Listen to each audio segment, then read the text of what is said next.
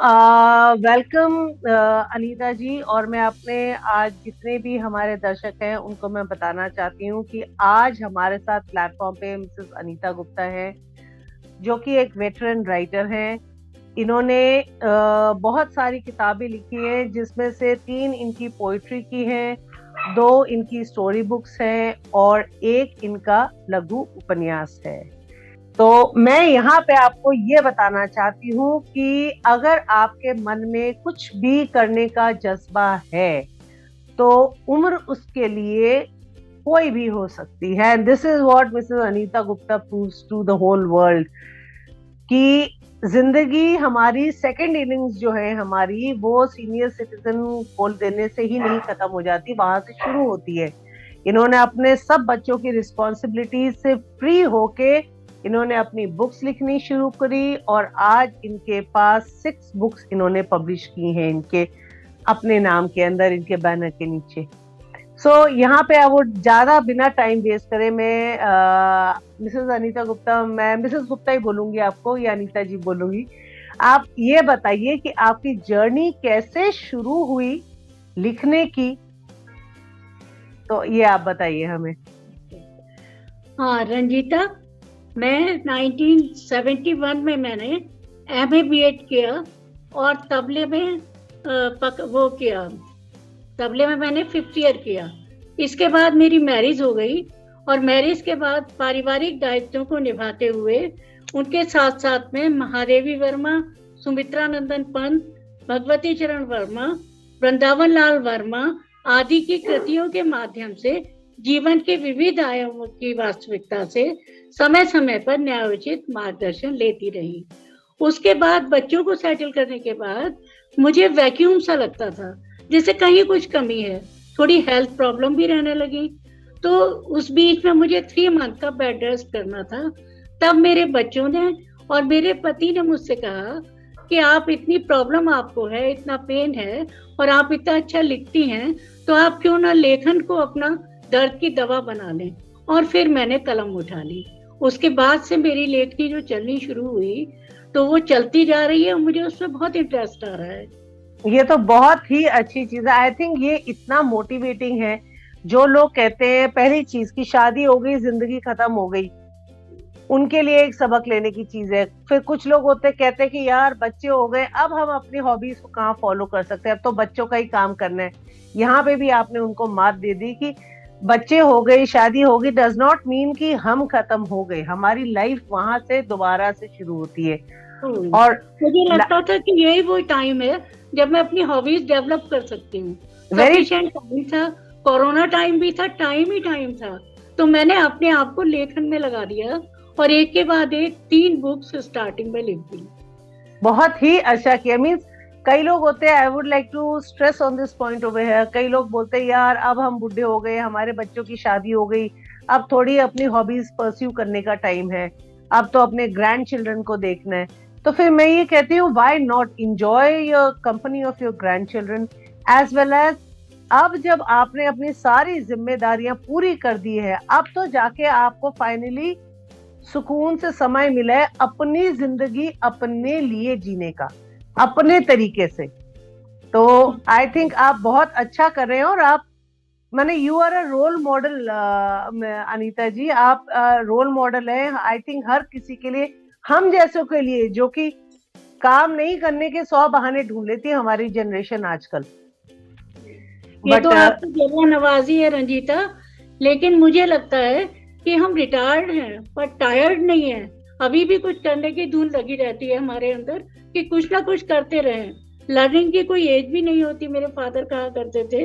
तो हम अब दोनों अपना टाइम बड़ी अच्छी तरह स्पेंड करते हैं इसमें। बहुत अच्छा है। I think Mr Gupta is also there somewhere आसपास ही, तो हम उनसे भी आज यहाँ पे एक बार मिल ही लेते हैं थोड़ी देर में। I would love to have him also because आप दोनों हर चीज में, आप दोनों ने हर चीज को, हर चैलेंज को इकट्ठा फेस किया है and he is your better half and you are. Husband के रूप में मुझे इतने अच्छे हमसफर मिले कि जिंदगी के रास्ते आसान होते चले गए रंजीता। उनका बहुत बड़ा कंट्रीब्यूशन है मुझे आगे बढ़ाने में। तो मैं मिलवाती हूँ उनको आपसे। We love to meet him. और कल ही इंटरनेशनल मेंस डे गया, तो फिर मैं लोगों को ये भी बताना चाहती हूँ कि ऐसा नहीं है कि हमारे हस्बैंड्स हमारे साथ नहीं रहते। हेलो, कैसे हैं आप? हाँ ठीक है, आपसे फेसबुक पे मुलाकात होती रहती है, आपके लाइव प्रोग्राम भी मैं देखता रहता हूँ, आपके बिल्कुल। ग्रुप से भी जुड़ा हुआ हूँ मैं। बहुत अच्छा लगता है आपको देख के। मैंने कहा चलो आपको भी ले ही आते हैं शो के अंदर, बिकॉज जहाँ मिसेस गुप्ता वहाँ आप, और जहाँ आप तो अलग अलग तो दोनों है ही नहीं। दोनों जो भी बोलो एक ही एंटिटी हो, तो फिर साथ में ही क्यों ना थोड़ी बात की जाए। धन्यवाद आपका, धन्यवाद, आप मुझे अपॉर्चुनिटी दी है साथ में बोलने के लिए। नहीं बिल्कुल, आई वुड ऑलवेज से कि लाइक यू नो वो मैन, इफ एवरी मैन, जैसे कहते हैं ना वुमन के अंदर एक मैन होता है, जैसे अर्धनारीश्वर कहते हैं हम, वैसे ही we are a part of each other. हम लोग अगर हस्बैंड वाइफ की जोड़ी मान के चले तो हम में से कोई भी दूसरे से अलग नहीं है, हम एक दूसरे के पूरक हैं, ऐसा कहिए। बिल्कुल बिल्कुल। मेरी हिंदी आपकी जितनी अच्छी नहीं है ना, इसे मैं लेवल तरीके से समझाती हूँ। We are a part of each other, हम दोनों एक दूसरे के भी बिना चल ही नहीं सकते, और इसका परफेक्ट एग्जाम्पल आप दोनों हैं। सो मैं इसीलिए चाह रही थी कि एक बार आप भी आइए, और I just wanted a complete picture Mrs Gupta और आपका। So like you know it's awesome to have you both in one frame together. नहीं, आफ्टर रिटायरमेंट इनके जो ये इन्होंने लेखन का कार्य पकड़ा है 1-2 साल से, मुझे बहुत पीस है। ये उसमें व्यस्त रहती हैं, मैं अपने में व्यस्त रहता हूँ। सही है, सही है। It's good sense of humor, I would also say. चलिए, अच्छा अनीता जी, अब आप बताइए, आपकी जर्नी तो हमने थोड़ा सा सुन लिया, तो आप पोएट्री के बारे में हमारे को लाइक यू नो पोइट्री के बारे में। हाँ, आपकी 3 पोएट्री हैं, 2 स्टोरी बुक्स हैं और 1 लघु उपन्यास है। मेरी 3 पोइट्री बुक हैं। पहली बुक मैंने लिखी थी सृजन। अच्छा।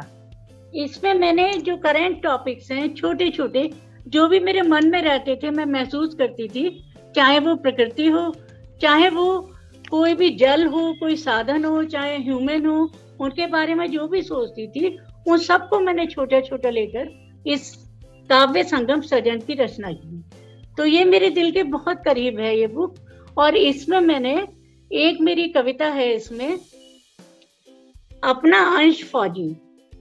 मैं अपने आप को बहुत लकी समझती हूँ कि मेरी फैमिली में, मैं बहुत प्राउड फील करती हूँ कि मेरी फैमिली में 6 फौजी अफसर हैं। मेरे बड़े भाई, मेरी बेटी के दोनों हस्बैंड, दोनों बेटियों के, और मेरा नाती, इतने लोग फौज में हैं। तो मैं जब भी उनको देखती हूँ तो मेरे अंदर एक जज्बा पैदा होता है उनकी लाइफ को देखकर कि हमें कभी भी किसी चीज से घबराना नहीं चाहिए।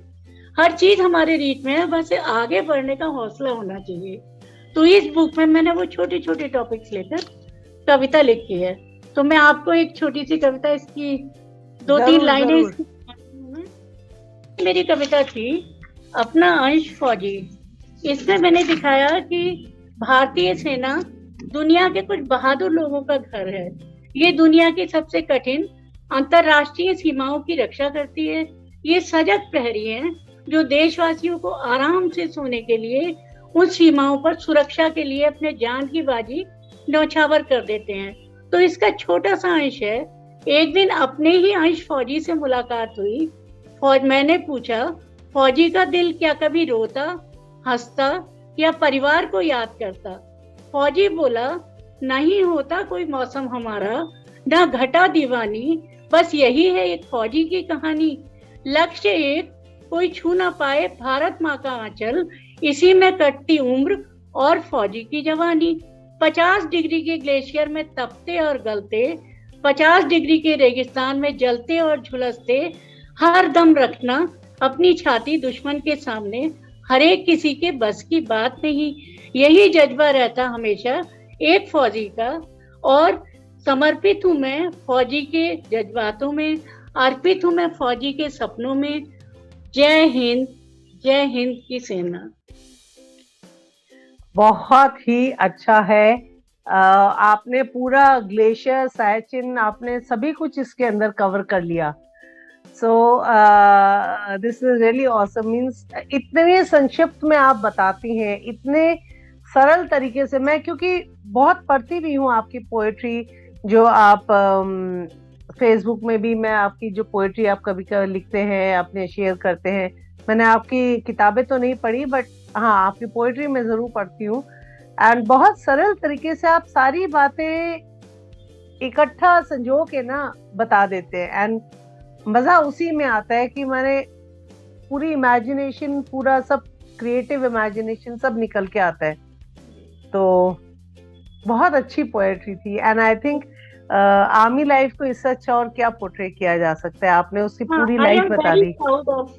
आर्मी मुझे बहुत अच्छा लगता है अपने आप को ये कहते हुए कि आर्मी पर्सन की मैं मदर इन लॉ हूँ। मेरा बेटा आर्मी में है, मेरा भाई आर्मी में है, और बहुत अच्छा लगता है मुझे।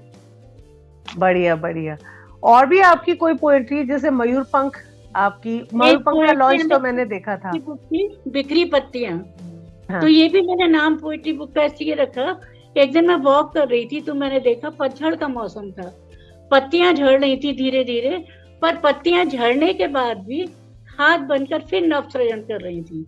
वो एक साइकिल थी, पत्तियां झड़ रही हैं और फिर उनसे नवसृजन हो रहा है। तो मुझे लगा मेरी बुक का यही नाम है, नवसृजन। तो मैंने बिखरी पत्तियां उसको नाम दिया।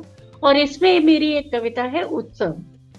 उत्सव का मतलब मृत्यु जीवन का अंत नहीं है, द्वार है ये अगले पड़ाव का, दीप है ये अनुभव का, और दिखाता है ये रास्ता शिखर का। इस तरह बिखरी पत्तियों की रचना की। उसमें छोटी छोटी कई कविताएं हैं मेरी। उत्सव है, बढ़ता रहूं, कि कोई भी बैरियर्स हमारे रास्ते में आ रहे हैं, कोई कठिनाइयां हैं, उनसे मैं रुकूं नहीं, हौसलों की उड़ान से आगे बढ़ता रहूं। तो ये मेरी कविता थी। और एक और बुक है मेरी, सांझ ढले। शाम का टाइम है तो सूर्यास्त जब होता है तो ढलता हुआ सूरज भी एक खूबसूरती लिए हुए होता है। सांझ ढले मतलब जीवन का अंत नहीं है, ये नवसृजन है जो उतना ही खूबसूरत है जितना कि जीवन आरंभ होता है। तो थर्ड बुक मेरी सांझ ढले पोएट्री की है। कहते हैं ना, जब एक तरफ सूरज डूबता है तो दूसरी तरफ सूरज उगता है। माने नए दिन का एक तरीके से बोले कि आज डूबा है तो कल उगने के लिए आज डूबा है, आज डूबेगा तो कल उगेगा।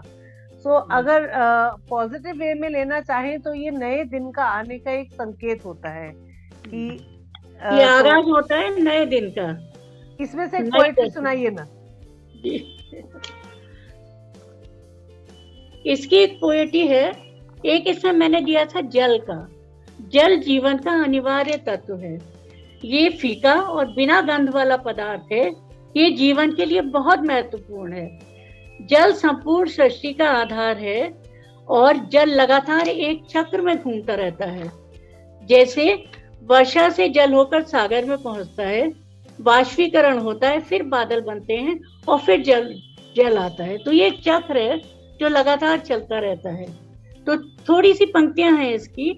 जल जीवन का अनिवार्य तत्व, जल है तो कल है, जीव निर्जीव का प्राण है, बिन जल के कोई काम नहीं। जिसने भी राह ली जल की, तरल सहज और घुलमिल, संघर्षों को पार कर बन जाता वो पथ प्रदर्शक। क्या बात। मेरी हिंदी काश आपके जितनी अच्छी होती तो मैं भी बहुत अच्छी कविता लिखती, पर मेरी हिंदी ना बिल्कुल पैदल है। मेरी हिंदी बिल्कुल पैदल है, और बिल्कुल जैसे कहते हैं ना बैलगाड़ी पैदल, जो लेमैन्स लैंग्वेज है। तो जब आप बोल रहे हैं वो शब्दों को सुनकर ही मुझे इतना अच्छा लग रहा है कि माने जैसे कान में कुछ मीठा सा एहसास होता है ना। जब शब्द अच्छे हो तो कविता सुनने का मजा 2 गुना बढ़ जाता है। तो वही एहसास कविता है इसमें मेरी परिवर्तन, मतलब परिवर्तन होता है सृष्टि में और हमें उसे एक्सेप्ट करना चाहिए। सुबह शाम में परिवर्तित होती है, शाम रात में होती है, रात फिर सुबह में परिवर्तित हो जाती है। बीज पौधे में होता है, पौधा अनाज में होता है, अनाज पुनः बीज में परिवर्तित हो जाता है। तो पानी भाप में, भाप बादल में, बादल पुनः पानी की बौछार करता है, तो समय बदल रहा है, हर घड़ी पल पल बदल रहे हैं सदियों से युग और साल। सौर मंडल के ग्रह भी बदलते हैं भ्रमण पर, सुझाता मार्ग नव निर्माण का निरंतर, परिवर्तन स्वीकरण से ही संवरता है जीवन। लवली। कहते ना चेंज इज माने everything is forever changing, evolving, हमेशा हर चीज बदलती रहती है और चेंज ही नियम है सृष्टि का, परिवर्तन ही सृष्टि का नियम है। एक नई चीज जाती है, पुरानी चीज निकलती है, नई चीज आती है। और हम लोग भी तो देखो ना, हम लोग जन्म लेते हैं, बड़े होते हैं, मृत्यु होती है, अपने कर्म लेके हम फिर नई आत्मा में जाते हैं, नए शरीर में जाते हैं, आत्मा वहीं रहती है हमारी, फिर एक नया जन्म लेते हैं, फिर एक जीवन जीते हैं। ये साइकिल है जो चलती तो रहती है। हाँ, हमारी आत्मा भी जैसे ना कपड़े बदलती रहती है, शरीर बदल बदल के। तो जब पूरी सृष्टि चेंज पे चलती है तो ये बहुत ही अच्छा। और जितना जल्दी मेरे को लगता है रीता जी, हम लोग जितना चेंज को एक्सेप्ट करना सीख जाए लाइफ में, लाइफ को जीने का मजा उतना ही बढ़ जाएगा। चैलेंज स्वीकार ही करना चाहिए चेंज को, तभी हम आगे बढ़ सकते हैं। तभी हम आगे बढ़ सकते हैं। मेरी एक और कविता है बिखरी पत्तियों की, बढ़ता रहूं, कितनी भी अड़चने आए या कितने भी वो आते हैं, हमें आगे बढ़ना ही है। रोके ना कोई मुझे, मैं सदा चलता रहूं, बीते दिनों के अनुभवों से नया सुख भरता रहूं, मैं निरंतर लड़ता रहूं, हाँ हर कदम बढ़ता रहूं, बढ़ता रहूं, बढ़ता रहूं। That is so motivating and I think ये चीज ना बड़ी ना हमें हर जगह अपने अलमारियों पे, दरवाजों पे, आईने में लिख के रख देनी चाहिए आपकी ये 4 पंक्तियां, कि जब हमें लगे ना कि हम रुक से गए हैं या थक से जाए, तो ये पढ़ने से ना आई थिंक किसी को भी दोबारा एक मोटिवेशन मिलेगा कि आगे बढ़। This is beautiful. और अभी तो ये आलम है रंजीता, सोते उठते जागते बैठते जो भी माइंड में आया, जो भी घूम रहा है, उसको बस पन्नों पर उतार दो, तो एक हमें एक वो मिलता है उसमें ना इंस्पिरेशन। जैसे ये लिख दिया, कुछ लाइनें लिख दी, फिर उसमें ऐड कर दी, धीरे धीरे करके वो एक स्टोरी बन जाती है। बिल्कुल। अब स्टोरी से जब हम आए तो आपने स्टोरीज भी लिखी हैं, 2 आपकी स्टोरी बुक्स गई हैं और एक आपका लघु उपन्यास के है। तो थोड़ा थोड़ा क्या आप मुझे स्टोरी बुक के बारे में और फिर थोड़ा सा हम लघु उपन्यास के बारे में बात करेंगे। किस चीज? हाँ, मेरी फर्स्ट स्टोरी बुक मयूर पंख थी। मयूर पंख में मैंने अपने आसपास के कैरेक्टर्स को लिया। मैं भगवान कृष्ण की आराधना कर रही थी, मेरी नजर उनके मोर मुकुट पर पड़ी, तो मेरे बच्चों ने कहा था कि मम्मा आपकी तबीयत खराब रहती है, आप लेखन को अपनी दवा बना लो। तो मैंने मयूर पंख के कलर्स देखे, कुछ चमकीले कलर थे जो मुझे आकर्षित कर रहे थे, कुछ धूमिल कलर थे, डल शेड थे। तो मैंने सोचा इतने सारे कैरेक्टर्स तो हमारे आसपास ही रहते हैं, हमारे चारों तरफ ही इस तरह के कैरेक्टर्स हैं, तो क्यों ना हम उन्हीं को लेकर स्टोरी लिखें। ना मेरे कैरेक्टर्स में पूंजीपति वर्ग है, ना कोई बहुत प्रबुद्ध दार्शनिक वो है। मेरे जितने भी कैरेक्टर्स हैं सब आसपास के रहने वाले सरल सहज लोग हैं, जिनको मैं चाहती थी वो पर्दे के पीछे हैं। अगर मैं कुछ लिखूं तो उनको लाकर मैं अपने पाठकों के सामने प्रस्तुत करती हूँ। तो ये मेरा उद्देश्य था इस बुक को लिखने का। तो इसमें जैसे एक कहानी है बुद्धा एक रिक्शे वाला है जो रिक्शा चलाता था, और हम बचपन से उसी की रिक्शा में स्कूल जाते थे, बहुत पहले की बात है। उसके बाद मैरिज हुई, जब भी अपने शहर गए वो रिक्शा वाला वहां खड़ा होता था बस स्टैंड पे, तो मुझे इंतजार रहता था वहां जाने पर, अभी बुद्धा आएगा और हम उसकी रिक्शा में अपने घर जाएंगे। तो उसके बाद हमेशा रहा, काफी दिन से दिखा नहीं, तो मैं उससे अटैच्ड हो गए थे हम लोग, तो हमारा फैमिली मेंबर है। तो उसको लेकर मैंने एक स्टोरी लिखी बुद्धा, उसकी जिंदगी को कागजों पर उतारा। और ऐसे ही मेरी एक स्टोरी है, इसमें धूप चोरी हो गई, एक नया टॉपिक था, लेकिन जहां हम रहते थे उसके आसपास मल्टी स्टोरीड बिल्डिंग बनने लगी। घर में 3 ही प्राणी थे, लेकिन मल्टी स्टोरीड बिल्डिंग ले जाते थे कि एक एक माला एक बच्चे का, एक एक माला। उससे क्या हुआ, जो प्राकृतिक धूप सनलाइट जो हमें मिलती थी वो बंद हो गई, उससे घर एक अंधे कुएं में परिवर्तित हो गया, बच्चे बीमार रहने लगे। तो नेचुरल उससे हम अलग हट गए, वो हमें नहीं मिल पा रही थी। एक ये मेरी कहानी थी। एक इसमें कहानी थी रूरी। रूरी मेरी पेट थी, जैसे आपका पेट है, छोटी सी थी, मैं उसको अल्मोड़ा से लाई थी। और मेरे बच्चों की मैरिज के बाद जो वैक्यूम था वो मुझे रूरी कंप्लीट करती थी, उसके साथ मैं खेलती थी, बातें करती थी, बहुत अटैच्ड हो गई थी उसके साथ। तो मुझे लगा क्यों ना हमें इस पर भी एक स्टोरी लिखनी चाहिए, जो मेरे इतने अजीज है, जिससे मैं इतना प्यार करती हूँ। तो एक स्टोरी मैंने उसको लाई, लिखा, और उसको इस तरह लिखा कि इंटरेस्ट आए पढ़ने में, पाठ को। एक स्टोरी इसमें क्रूज की है। क्रूज को, हम क्रूज पर गए थे लक्षद्वीप, वहां तो क्रूज की जो लाइफ थी वो एक अलग एटमॉस्फेयर था। ऐसा लग रहा था हम किसी दूसरी दुनिया में आ गए। एक और देशी विदेशी संस्कृतियों का संगम था वहाँ, और वहां रहकर लगा जैसे कि हम पूरा वर्ल्ड घुमाए। तो इतना अच्छा लगा। तो उस एक्सपीरियंस को मैंने बहुत मेहनत करके और इंटरेस्टिंग बनाकर उसको स्टोरी में लाई, में क्रूज यात्रा। तो ऐसे छोटी छोटी स्टोरीज हैं इसमें। एक स्टोरी थी टेक केयर, आजकल के परिवेश पर है। पेरेंट्स अपने बच्चों को पढ़ाते हैं, काबिल बनाते हैं, मेहनत करते हैं, उनमें लगे रहते हैं, और वही बच्चे पढ़कर जब ज्यादा धन अर्जित करने के लिए विदेश चले जाते हैं, तो फिर वहां से उनके केवल मनी ऑर्डर्स आते हैं, उनकी गिफ्ट आती है महंगी महंगी, या फिर साल 2 साल में एक चक्कर लगाकर नेबर से कह जाते हैं, uncle please take care our parents. उनके पास सब कुछ है, लेकिन अपने पेरेंट्स के लिए उनके पास टाइम नहीं है। तो वो बहुत बड़ी समस्या है आजकल की। तो मेरी इस कहानी में छोटी छोटी चीजें हैं जो हम देख रहे हैं आम जिंदगी में, जिनको महसूस कर रहे हैं, उनको लेकर मैंने ये बुक लिखी है।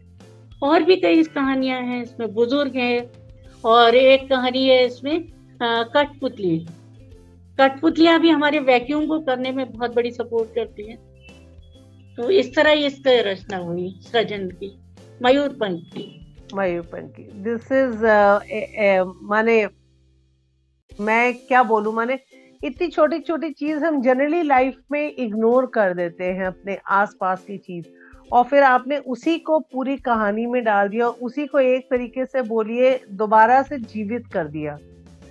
तो आई थिंक जो लेखक होते हैं वो इसी तरीके से सक्सेसफुली अपना जो कहते हैं ना निर्जीव चीज या कुछ यादें जो कि वैसे ऑब्सोलीट हो जाती है या बिखर जाती है समय में, उनको संजो के किताब के रूप में अमर कर देते हैं। आई थिंक यही आपने अपनी कहानियों के साथ किया है, आपने उन यादों को एक तरीके से अमर कर दिया है। छोटी छोटी यादें थी, छोटे छोटे मेमोरी में जो मेरे कुछ कुछ था, उस सबको मैंने बहुत सहज सरल शब्दों में उतारने की कोशिश की। और यही मेरी कोशिश है कि पर्दे के पीछे वाले कैरेक्टर्स को मैं अपनी लेखन में लेकर आऊं, उनको समाज के सामने लाऊं। राइट। तो आपकी एक लघु उपन्यास भी है मिसेस गुप्ता, आप उसके बारे में बता सकते हैं हमें थोड़ा सा? लाइक क्या नाम है? हाँ, कैसे ढूंढे हम उसको, नेट पे कैसे ढूंढे, किस नाम से ढूंढे? तो मेरा लघु उपन्यास है सौम्या। सौम्या, कोरोना टाइम चल रहा था, टाइम ही टाइम था, तो हम दोनों हस्बैंड वाइफ ने सोचा इस बार एक लघु उपन्यास लिखते हैं। तो उसके लिए हमने नाम सोचा सौम्या। सौम्य स्वभाव की, अच्छे आचरण की एक लड़की को हमने सेलेक्ट किया, उसको लेकर हमने नॉवेल लिखा।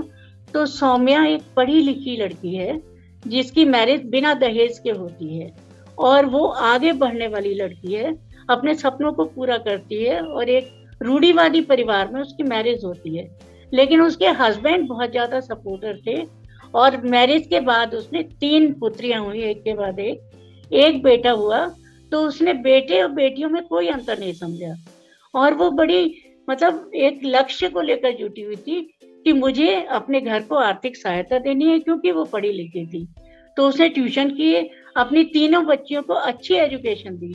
वो चाहती थी कि मेरी बच्चियां मैरिज से पहले अपने पैरों पर खड़े हो जाएं, या मैरिज के बाद अगर जरूरत पड़ती है तो ये उस एजुकेशन का यूज कर सकें। तो इस तरह वो आगे बढ़ती गई, धीरे धीरे सामाजिक रूढ़ियों को भी तोड़ती गई, बच्चों को भी आगे बढ़ाती गई, और एंड में सारी सामाजिक उसको निभाते हुए वो अपने लक्ष्य तक पहुंच गई। ये सौम्या का कैरेक्टर था। और इसमें मेरी सारी कहानियां रंजीता जी ये YouTube पर भी हैं। YouTube पर भी अगर सुनना चाहें तो उस पर भी मयूरपंख चैनल है, उसमें मेरी सारी स्टोरीज हैं। तो ओके इसी में मैं अपना टाइम भी आजकल पास करती हूँ। एक नशा होता है ना, एक नशा चढ़ गया कि उसमें लगना बहुत, है। आई थिंक ये इस नशे से अच्छा नशा और हो ही नहीं सकता। लोग हानिकारक नशा करते हैं, बट अगर ये इस तरीके का पॉजिटिव नशा करना शुरू कर दे हमारी आज की जनरेशन, तो बहुत सारा बहुत बदलाव आ सकता है। एंड ये जो नशीली चीजें हैं, नशीली दवाइयां हैं, सिगरेट है, अल्कोहल है, इनकी जरूरत ही ना पड़े अगर हम लोग एकदम पॉजिटिव तरीके से नशा करें, या तो लिखने का नशा करें, या पढ़ने का नशा करें, या कुछ सीखने का, सिखाने का। यू नो, नशा भी बुरा नहीं होता अगर नशा अच्छी चीज का किया जाए। तो आई थिंक ये बहुत ही पॉजिटिव तरीका है। और मुझे लगा कि सौम्या में मैंने महिला सशक्तिकरण को भी लाया। महिला सशक्तिकरण का बहुत फेवर करता है मेरा उपन्यास, लघु उपन्यास, उसको मैंने पूरा किया। एक्चुअली में मिसेस गुप्ता, मुझे ये लगता है हम जो महिलाएं हैं ना, जैसे हम दुर्गा की बात करते हैं, तो हम लोग अष्टभुजा है, हम लोग मल्टीटास्किंग कर लेते हैं, और हम लोग को भगवान ने पूरा सशक्त करके भेजा है। बस फर्क इतना है कि हम लोग भूल जाते हैं कि हम कितने पावरफुल हैं। हम लोग भूल जाते हैं। ऐसे ही रंजीता जी, मेरी एक स्टोरी थी, खत पाती चिट्ठी। पहले खत बहुत चला करते थे हमारे टाइम में।